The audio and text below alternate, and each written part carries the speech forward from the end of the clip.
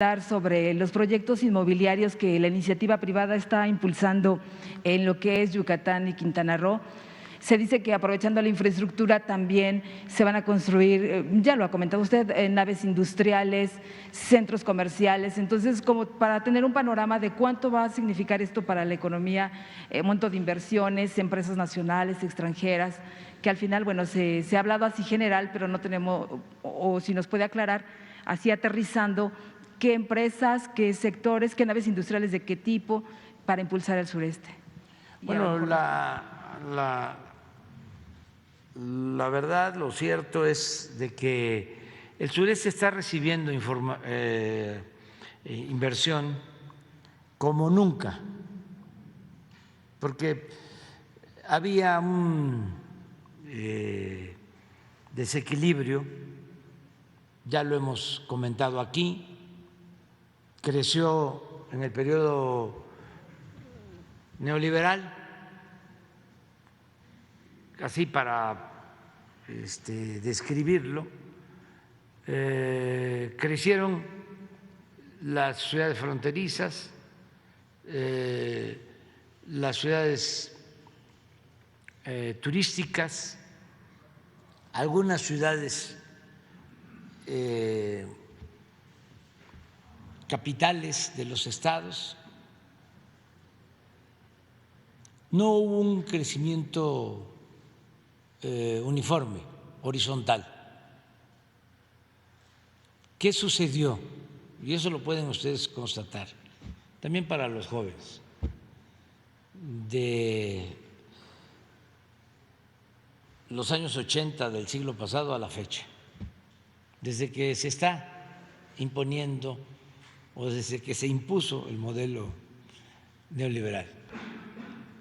Me río porque ya no es así. Y ya estoy yo queriendo validar, ¿no?, que nuestro gobierno se esté aplicando ese modelo cuando ya está ese modelo en la historia, pero en el basurero de la historia. Este modelo comprende un periodo. Acuérdense ustedes que han habido 4 etapas, vamos a decir, en los últimos 80 años. Lo que se conoce como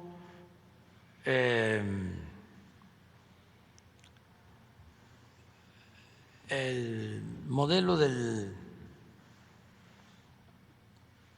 desarrollo compartido. Bueno, primero, el modelo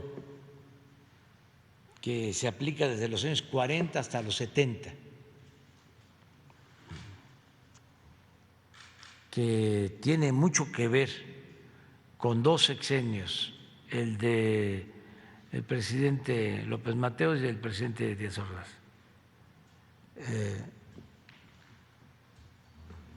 Encabezado básicamente por don Antonio Ortiz Mena, desarrollo estabilizador se le conoció, o sea, de los 40 a los 70, aquí estamos hablando de 30 años, ¿no? Desarrollo estabilizador.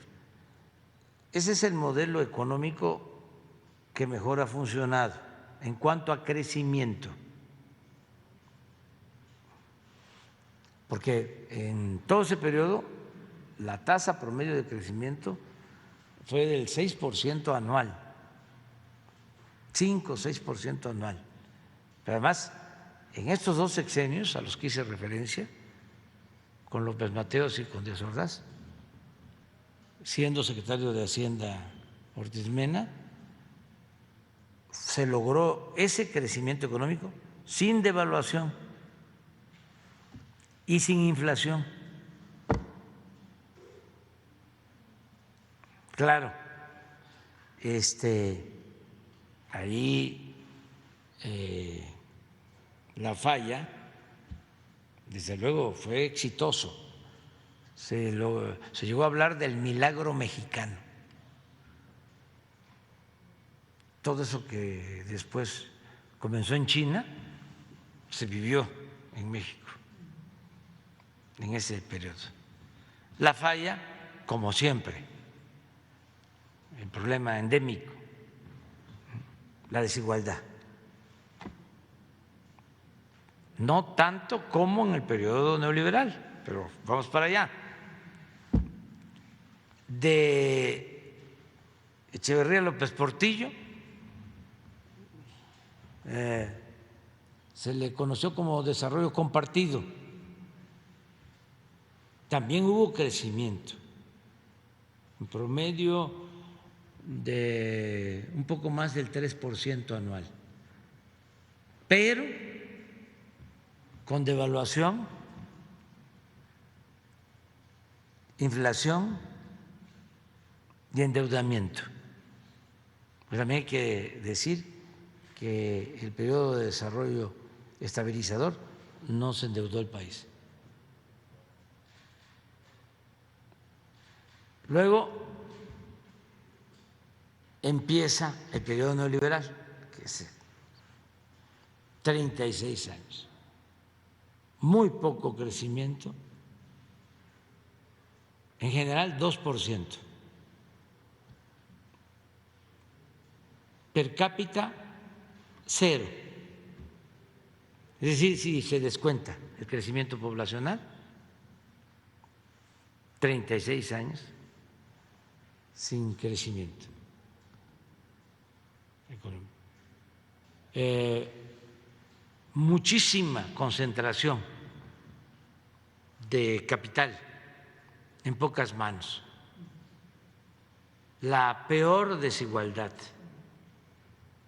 que ha habido en la historia y el peor saqueo, sin duda, de toda la historia de México.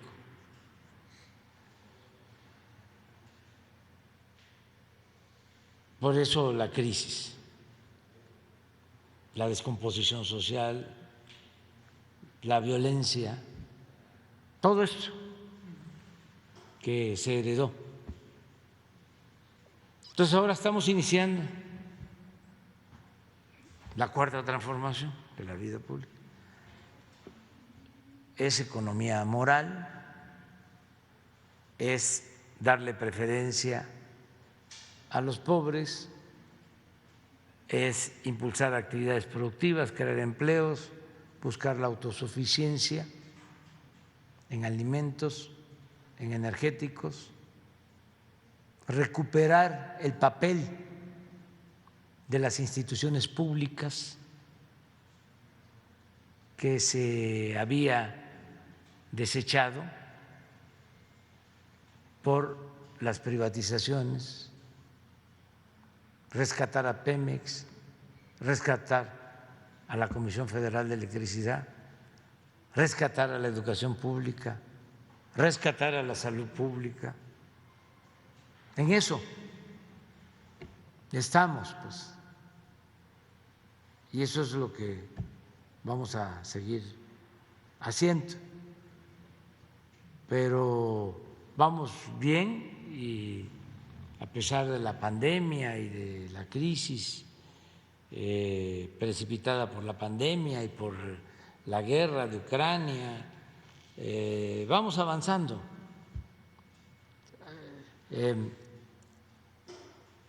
No tenemos devaluación, sí tenemos inflación. Hay que decir que nos vino de afuera, es externa, se produjo por la pandemia y básicamente por la guerra. Y es un fenómeno mundial. Ya nos recuperamos en empleo, ya nos estamos recuperando en cuanto a crecimiento económico,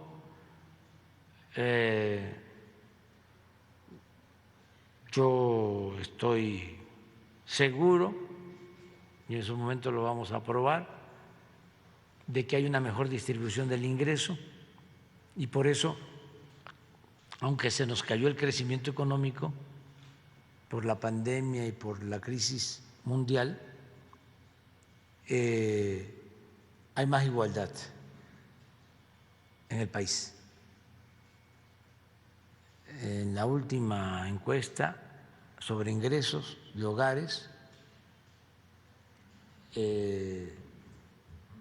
los más pobres aumentaron sus ingresos. Y esto se debe a 3 factores, 4, que tienen que ver con nuestro modelo. Los programas de bienestar, los aumentos al salario, el incremento en el reparto de utilidades y el aumento de las remesas.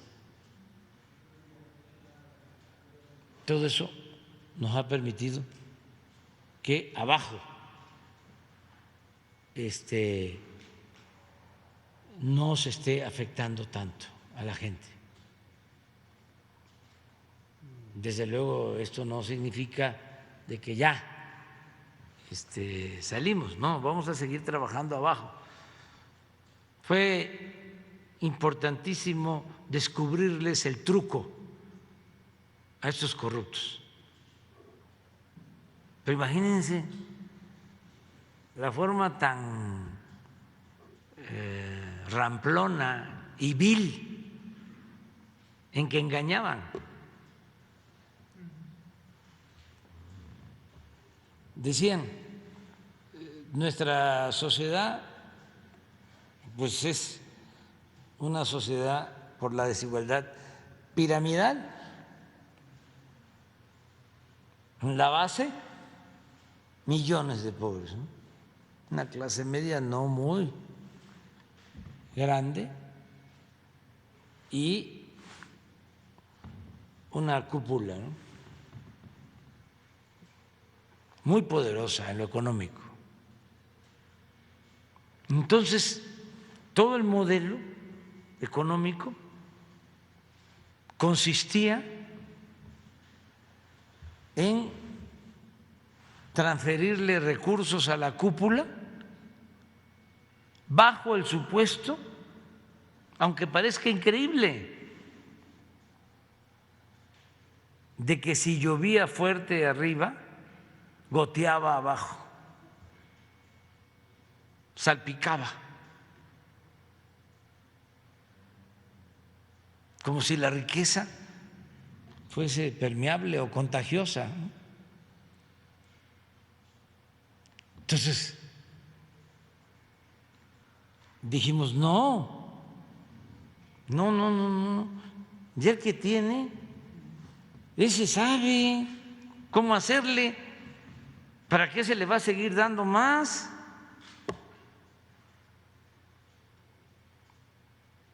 Hay que destinar los fondos abajo y evitar también, porque eso fue lo que propició la desigualdad monstruosa de México, combatir, acabar con la corrupción, que paguen impuestos los de arriba,